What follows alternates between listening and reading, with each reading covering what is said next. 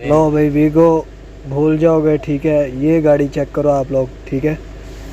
Check करो scene, 2700 CC engine है, great वाल जो है इस मॉडल का नाम है। गाड़ी चेक करो, भूल जाओगे वीगो शीगो टीगो मीगो। चेक करो, है ना जिन गाड़ी। आपको इंजन दिखाता हूँ, ये देखो इंजन इसका, छोटा सा इंजन है, एवरेज कमाल। और चेक करो इसका फ्रंट टायर का साइज चेक करो, कमाल है कमाल। ये देखो ग्रेट वाल है, विंगल 7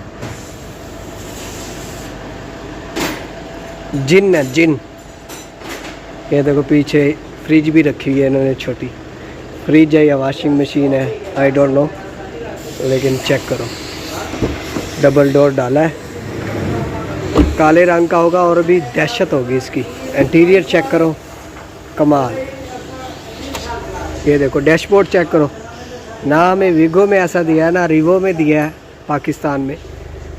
ये देखो गियर चेक करो, ये देखो एलसीडी मल्टीमीडिया देखो,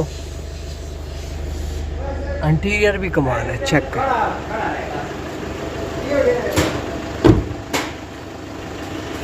आपको कैसा लगा ये कमेंट सेक्शन में बताना।